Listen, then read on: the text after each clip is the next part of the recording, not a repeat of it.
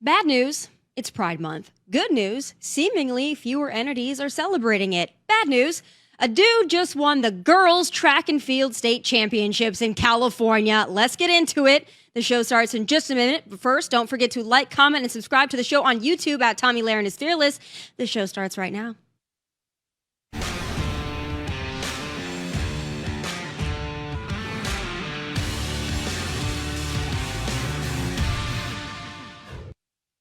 So it's a bad news, bad news situation to kick off June. Like I said, bad news is it's Pride Month, which means we are still subjected to an onslaught of sexual perversion. Yay us and our eyeballs. The good news is, however, I have noticed significantly less of that so far this year. For example, I went to Target over the weekend here in Nashville, Tennessee, and there was not a rainbow or junk-tucking bikini bottom in sight. In fact, Target seemingly got the hint, at least here in Tennessee, and instead had the Independence Day patriotic merchandise front and center. And another encouraging sign, the front page of the Target website features Father's Day. Yes, Father's Day, rather than the usual for celebration of the sexual preferences of the minority. So perhaps America is healing. Maybe it is the U.S. of A instead of the U.S. of gay. Maybe summer is back to being about families and recreation and barbecue instead of LGBTQ. Well, again, in Tennessee, that is. California, likely a lost cause. Every month is Pride Month in that godforsaken state, and it goes well beyond rainbows and dildos and ball gag parades. Here we go again with this crap. A dude won 2 state titles in women's track and field. Yes, AB, a boy, Hernandez, a biological teen boy, took not 1 but 2 state titles, high jump and triple jump, away from the girls competing in their own category. President Trump issued a stern warning to California that they better comply with his executive order protecting women and girls in sports or else lose federal funding. I hope the or else comes crashing down on that state and its clown governor very soon. But just in case you didn't hate the fake stream media enough, here's fake news CNN anchor Julie Hamill, who's either shilling for the patriarchy or really is too dumb to recognize a male when she sees one. You have to comply with federal law to accept federal funds. What would make this fair for her to compete for those who are competing against her? What would that kind of structure in competition look like? Who is her? AB. Okay, AB Hernandez is a male who identifies as a female. What would be fair is to have Hernandez competing in the male category. It is not fair to the females competing to have to compete with a male. Okay, so in Trump's federal funding threat, is that something, though, that would hurt all student athletes, including athletes who are assigned female at birth? Would his federal funding threat hurt athletes? If the money is taken away. Right. So the law actually says that schools that do not abide Title IX or other federal laws cannot receive federal funds. So that's not Trump's fault. The problem is that the state with AB 1266. But you understand, Julie, there's two views here on Title IX. So just to be clear, not everyone agrees with you on how you're viewing it. So in that regard, if you were to take away the funding on as it pertains to trans athletes, not everyone agrees with you. I think we just have to be clear about that. Not everyone agrees with you, lady. But we ought not keep tap dancing around this. AB Hernandez is a dude, and AB thinking he's a girl does not make him one, and it certainly doesn't give him a right to run roughshod over female athletes in the state, period. And if anyone is wondering why this kind of polling is a reality, well, it's a reality because of crap like that. Be trans, wear a dress, no one cares. Until you start infringing on real women and girls. We've had it. Cut all the funding, all of it. Joining me now is Human Events opinion editor Cody. All right, Kenny, a lot to get to today, but California, it doesn't surprise me. They're ruled by the Rainbow Mafia, the LGBTQ barbecue. And, I think the narrative, particularly in California, has gone from no, men don't have an advantage to, yeah, they probably have an advantage, but we're going to celebrate it anyway. What do you think, and what do you think actually needs to be done to, I don't know, maybe restore some sanity even to that state? Well, first of all, thank you for having me, Tommy. I really appreciate it. It's an honor to be on your show. Secondly, I think this new idea that there is some sort of minority or a majority that agree that males should participate in women's sports is nonsense. That's what that CNN anchor said, is that there is a side that disagrees with the Republican Party, that disagrees with the conservative movement, but there isn't. Every poll that we've ever done, every poll that has been conducted by even liberal polls, even liberal mainstream media polls, say that nearly 70 to 85% of Americans think that males should not be allowed to compete in women's sports. So they are kowtowing to 15% of the population. 15%, you can get the 15% of the population, 5% of the population to agree on any sort of nonsense or controversial issue, but they are not on the side that's winning. It's the reason that California, states like Maine are going to be subject to these executive orders and withdrawing federal funding. And I hate to say it, that's what's needed. I know that's what this CNN anchor is worried about, and what anybody in California, any public school official, superintendent may be worried about. So just comply. That is the punishment. When you do not abide by federal law, when you run on federal taxpayer dollars, you deserve the punishment for not adhering to that and adhering to absolute delusion that only 10 to 15% of Americans agree with, and probably less than that. Actually, if you these polling companies would actually poll conservatives more than they do, when only about 5% of the population agrees with that.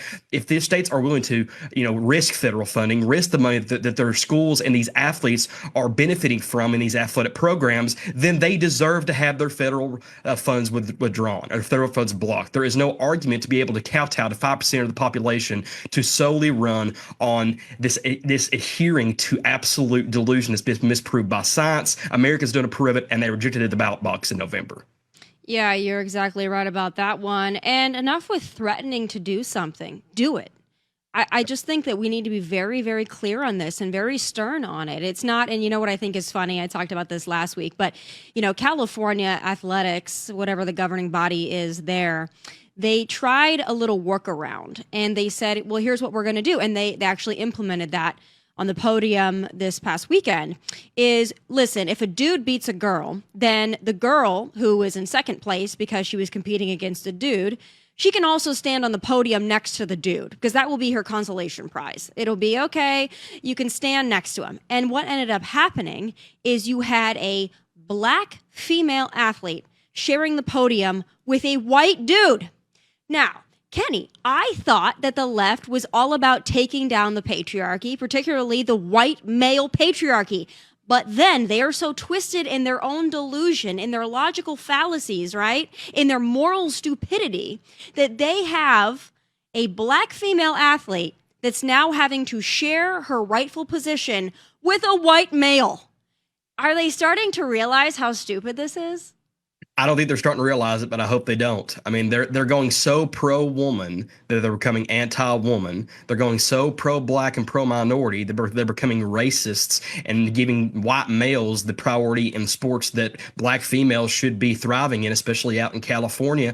And that's exactly what they deserve. This delusion and going in so far deep that you all of a sudden are robbing black female athletes, white female athletes, Hispanic, Asian female athletes from competing with a white man, and oftentimes that's the most, I don't have any statistics to prove it, but usually it's a white male that's competing in a female-driven sport. And usually that, when we're robbing other female minorities and robbing white females from being able to succeed in their sport, they're becoming so anti-racist and pro-woman that they're becoming anti-woman and pro-racist. It's literally unbelievable. And that law that somebody gets to go stand on a podium, who cares? Who has the records? Who's ranked ranked first in the state, who gets these amounts of college looks or college scholarships when you go and present these statistics to college coaches, when you go and try to get scholarships for college. This second place actually does matter, and it factors into a lot of these females having the opportunity to go into their post-secondary education and have scholarships. When a white male is allowed to compete in a female sport,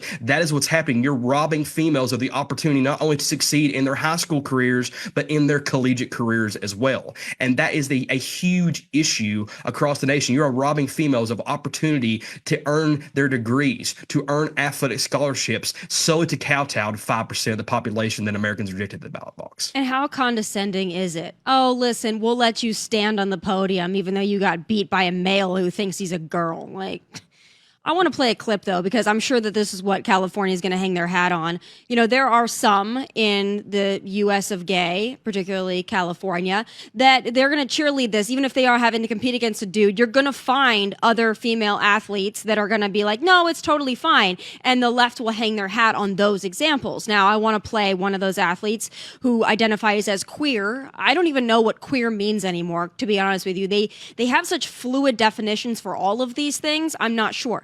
But there is one athlete who loves this, and even though it dumps on the other girls, let's take a listen.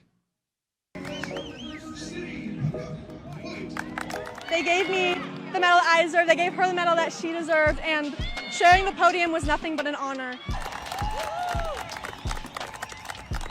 As a part of the queer community, like, I want A.B. Hernandez to know that we all have her back and we all have her support. Although the publicity she's receiving has been pretty negative, I believe she deserves publicity because she is a superstar, she's a rock star, she's representing who she is. And to be up there with her, like, that was amazing for me, honestly, yeah. I'm really proud of us both.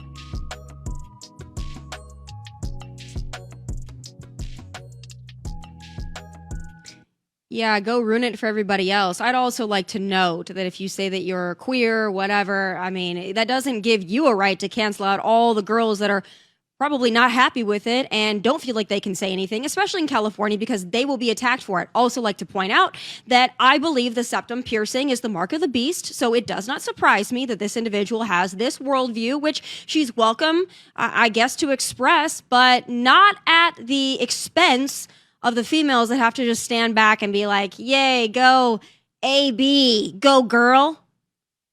Yeah, I mean, it's ridiculous. I mean, you took the words out of my mouth. When I see that bull ring in somebody's nose, it's always a dead giveaway that they're more than likely a part of that community. And, you know, back in the day, I mean, I grew up in East Tennessee and Appalachia. I used to think that word queer was a insult, and now they're embracing it. Like, it's literally everything that was previously conceived by the left, they are now embracing. That, like I said, they're going so anti-racist, they're becoming racist and robbing female athletes and black athletes of athletic success. They're going so pro-trans that they're going anti-woman, and they're robbing things. They don't want to be so anti-racist, and it's unbelievable to me that there are people and athletes that are kowtowing and aligning with this stuff. I mean, if I got beat unfairly, if somebody cheated, and like if somebody had a betting scandal, or if somebody cheated in a sport, if I had somebody on my team that literally purposely missed shots in order to get a bet to land or and get some money in their bank account,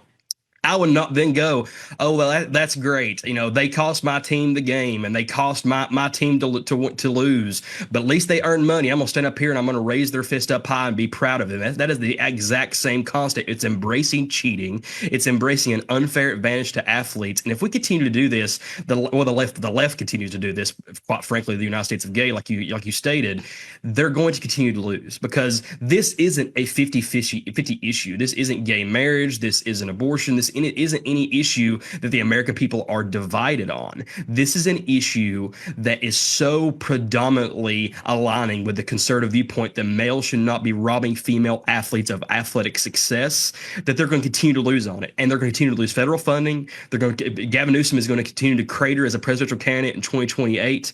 Maine is going to continue to have their funds stripped, and it's all deserved because they are relying and have such a reliance on this an unpopular and grifting issue that does not need to be, considered to be approved by anybody on the conservative or the liberal side. Yeah, it's so dumb. I want to go to the other kind of big news of the day, and that was, look, we have another anti-Israel, anti-Jew, anti-American, anti-Semitic attack.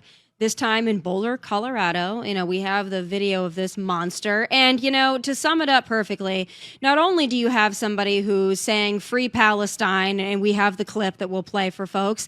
Not only do you have somebody that's saying like free Palestine, and you will be able to see it in a moment. You also have not only that, but you have somebody who is in this country illegally. They're a visa overstay, right?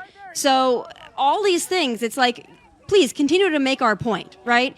I also noticed today, and I checked on this right before this show, I noticed that Ilhan Omar and Rashida Tlaib have yet to put out any statements that I've seen whatsoever on this attack. Even AOC was decent enough to say something. So what do you think all of this means?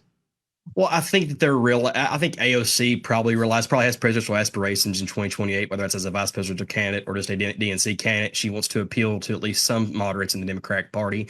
But it's just it's relevant because why is somebody, I forget his name, I know I had Muhammad in it. Why is somebody that hates America, that is pro-Palestine, allowed to be in our country in the first place? We have to be able to, this whole idea that we're anti-human or we're inhumane for these mass deportations, or kicking these anti-Israel, pro-Palestine protesters out of our country, like professors in the Ivy League that are advocating for violence against Jews or advocating for violence against Israel. We're kicking them out of our country, ripping a number of their jobs, stripping the funding from Harvard. They're asking, why are you doing this? This is so mean against academia, because these ideologies are what causes terrorist attacks when they're not supposed to be in our country in the first place. These ideologies that are anti-American, because when they talk about how we're pro-Palestine, they could care less about what Israel is. They could care less about where America sides with. They want to go anti-conservative. They want to go anti-Christian, and whatever position that they can take, whether that's on any of the main issues, whether it's trans, abortion, whatever that it might be, they want to take the side of the anti-family, anti-Christian perspective. And they're always going to look to Griffin. Yes, exactly. Yeah. I mean, anti-values, anti-American values is what it really is. But I think the icing on the cake here really is that this is not only somebody who is illegally in our country, but just to go back to the Biden administration again and the treason that they committed on our country with this mass invasion. This person entered through LAX airport, okay, and was on a tourist visa that expired. They then, I believe, applied for asylum, but they overstayed their visa, right? And then the Biden administration gave him a work permit. So rewarded somebody for being a visa overstay, gave them a work permit. All of this expired, by the way, in the country illegally from Egypt, should not be here. But this also proves the point. All these people that are due process, all this stuff that they want to say. Listen, this person should not have been here. Had this person not been here, then what would have happened in Colorado yesterday? Not that. So I think that the left, they just keep losing all of these dumb arguments that they've had. It's really no wonder. But do you think they reverse course at all? No, ironically, I don't. I think whatever positions the Republican Party, the conservative movement takes, they're always going to go anti. They have no issues that they want to run on.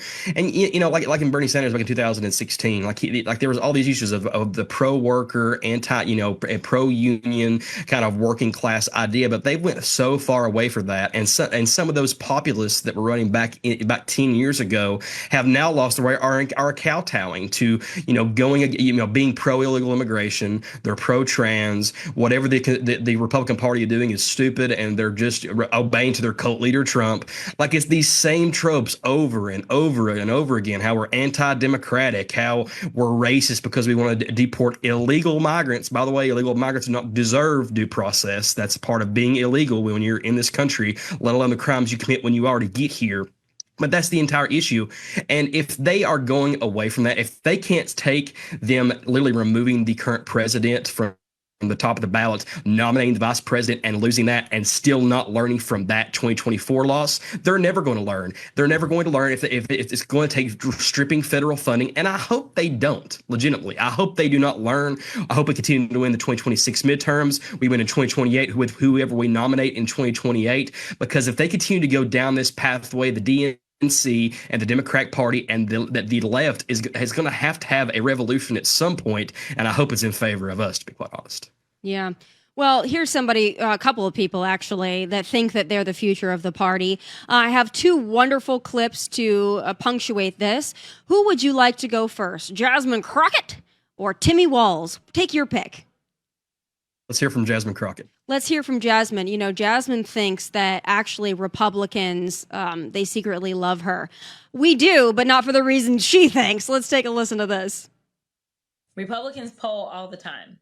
And I have no idea what all is happening in their polling, but I can tell you in real life that I've had a number of Republicans that approach me as they see me out and they say, hey, I just wanted to let you know that I really like you. Like, we come from completely different parties, but I believe that you are fighting for the people. I believe that you are trying to do what's best for all of us. I may disagree with like how you feel like we get there, but I agree with your fight. And I think that that's what's scary for them, is this idea that it's not just, say, Black folk that are listening to me, right? Oh, the Republicans that are coming up to her. I think she can only see them. I think they're Casper the Friendly Republicans. They don't exist. But listen, if I was in the same room with Jasmine Crockett, I would thank her for her service as well. I would say thank you for being such a frickin' moron that you make your party look even worse than it does naturally. Please keep talking. So as a Republican and conservative, I am grateful for her, but not because she's fighting for the people, because she's a stone cold moron. Do you think that she gets this about herself? Because I personally think that she might be in on the joke. I think that she realizes she's a joke, but she's a joke that gets attention. I think she plays it up for attention. But do you think that she's delusional enough to really believe that she's got the support to actually be a leader in her party or, God forbid, the country? I think she does, to an extent, want to use this attention she's getting to make parlay into a 2028 presidential run. But I do think she has an idea of some of the statements she's making. I mean, sure, when you go on the Breakfast Club and talk like you're Megan Thee Stallion or one of these black female rappers and try to appeal to that audience, you know exactly what you're doing. You're attempting to appeal to the lowest common denominator. You're trying to make, show of the Democratic Party. You're trying to, behave like you're an entertainer or somebody instead of a congresswoman in the United States. So I think she has somewhat of an idea, and she's trying to grift off it a little bit, trying to draw attention to herself, because in that clip, she doesn't really sound much like she does like when she's on the Breakfast Club or when she's at one of these dinners and talking with that twang and trying to appeal to, trying to appeal to the younger generation, I guess, or these college students or whatever. I think she knows exactly what she is doing, kind of the same way that AOC did earlier on in her career, and it's kind of worked out for AOC in a way. She's one of the highest fundraising candidates in Congress. She's invited to go on all these shows. She goes on Instagram Live all the time and has a lot of social media, a big social media following. So I think there is a portion of Jasmine Crockett that is aware, but I think it will kind of inspire her to parlay it into a presidential run or a run for a higher office. And now there's not a lot of offices she could probably run for in Texas and win statewide, but I do think she wants to parlay this attention into a presidential run more than likely. I don't even think she wants to run for anything else. I think she just wants to be famous. And I think that's what it boils down to. But to the Democrat Party that looks at people like her and AOC and others who get attention and think that translates to votes, it doesn't. Because I'll tell you this, there are a lot of people, particularly in the middle of this country, in the southern part of this country as well, and in the far northern part of this country, in the middle, just go all the way down, right? Who they're not on social media. They're not watching Jimmy Kimmel, right? They're working hard. They're spending time with their family, and they don't care that AOC goes on Instagram Live or Jasmine Crockett is saying crazy stuff about the governor of Texas being Hot Wheels and all. They don't see it. They don't care. And if they do see it, they think it's moronic. So let's now go to another moron, Tim Walz. Now, he, in his mind, I do believe, thinks that he has a shot in 2028, but he wants to bully President Trump. So let's take a listen to this tough guy. Called out on this because I called Donald Trump a wannabe dictator. It's because he is. It's because he is. Oh. The governor's being mean, and the governor's speaking out on that. Well, maybe it's time for us to be a little meaner. Maybe it's time for us to be a little more fierce. Because we have to ferociously push back on this. And again, I'll speak to my teacher colleagues in here. The thing that bothers a teacher more than anything is to watch a bully, to watch this bully and to stop it. And when it's a child, you talk to them. and you tell them why bullying's wrong. But when it's adult like Donald Trump, you bully the out of him back. Okay, so I'd also like to point out that there is nothing fierce about Tim Walz unless it's Sasha Fierce, okay? But he thinks that the way he'll garner attention and praise and notoriety is by talking tough against President Trump. And he thinks that this is working for him. The rest of the country thinks this man is a joke. But he is not in on the joke like Jasmine Crockett is. He doesn't get it. Someone needs to, sit him aside and be like, buddy, you're a dork and a weirdo, and you have no shot. But maybe he's good for us too. I don't know. What's your analysis on him? I think he's good for us too. And Tim Walz was unique in the way that he tried to appeal to the white working class of this country, and like he was this big tough guy, this hunter. The dude didn't hardly know how to fire a shotgun. We've never seen him hunt, but he tried to wear those stupid camo hats to appeal to country boys like me. And he's no country boy. I'll go ahead and tell you, he's no redneck. He's no hunter. He's no fisherman. He's not getting in his Columbia vest and going out and fishing on any kind of lake, and he doesn't trout fish or hunt. He is a grifter. Because he coached football one time for a year and volunteer coached at a high school, he all of a sudden thought he was this genius who was going to say AOC runs a mean pick six on Madden. If anybody knows football terms, that isn't possible, by the way. I'm sure that was addressed back in the campaign. But this dude is literally the biggest fake grifter that I have ever seen in the modern democratic politics. Anybody who watches television and sees this dude shoot a gun, sees this dude talk about football, sees this dude try to appeal to the white working class, can see right through, like, oh, you're an upper suburban white dude who thinks he can talk down to Southerners, can talk down to white men who actually do hobbies that are masculine, like hunting, fishing, and sports, and try to appeal to them, and you can't, dude. He is absolutely the biggest joke there is in the Democratic Party. Maybe even more than AOC, or maybe even more than Jasmine Crockett, because they are aware of somewhat of how they're using their dumbness to appeal to a lowest denominator in the United States. Tim Walz actually thinks he can appeal to the working class and working class white men, and he can't. I hope they nominate him, because every man in this country will go, you're fake. We're going to go with anybody else besides you. You're right. Like I said before, AOC, Jasmine Crockett, the rest of them, they play up a certain element of themselves, kind of like a villain on a reality show.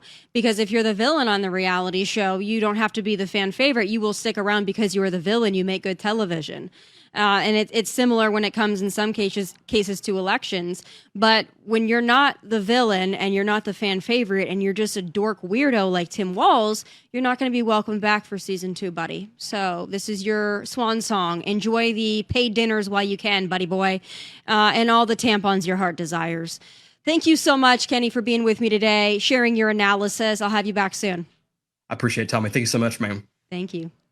Folks, the fake stream media keeps pumping out sob stories of illegal immigrants being detained and deported out of the country they have zero right to be in. But spoiler alert, it ain't working this time, and especially after the terror attack on Jewish Americans yesterday in Boulder. And it's time for final thoughts.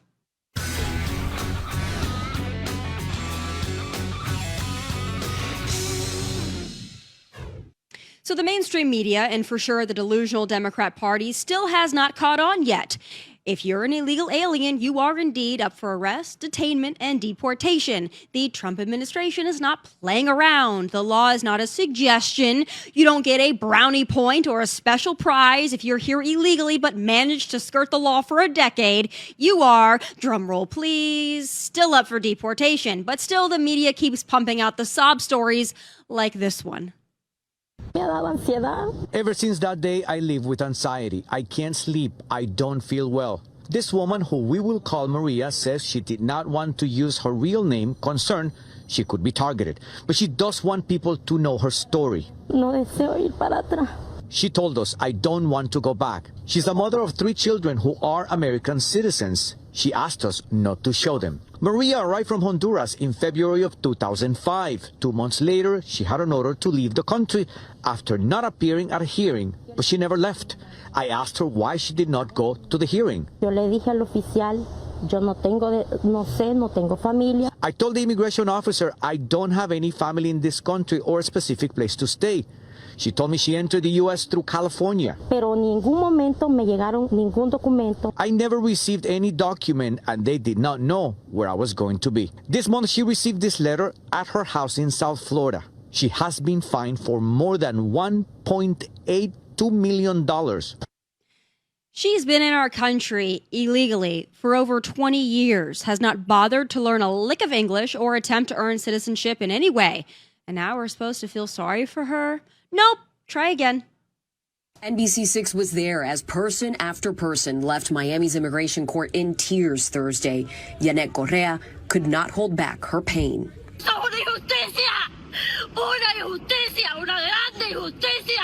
She screams injustice after her husband was placed on an expedited deportation order after showing up to his immigration check-in in Miami. Once again, immigration law is not a suggestion. It's not a preference. Let's spin the sympathy wheel again. It's another emotional day for Xing Bi Dong.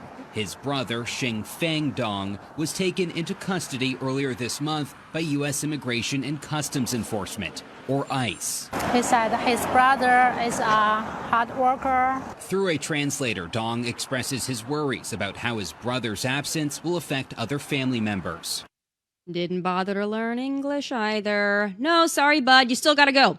Evading arrest for 2 decades is not impressive. It's not impressive at all. And I'm not the only person who feels this way, not by a long shot. Just go look through the comments on X at these posts. I'm telling you, the vast majority agree with me. You cannot bust into this country and then expect to be treated like a sacred cow. I think the great Stephen Miller put it best. And we can't take the risk of letting these Biden illegals roam around freely so that the next American daughter can get raped, the next American kid can get murdered, the next American family can get splintered and torn apart by people that came into this country unchecked, uncontrolled, unvetted, uninvited by the American people. Amen to that.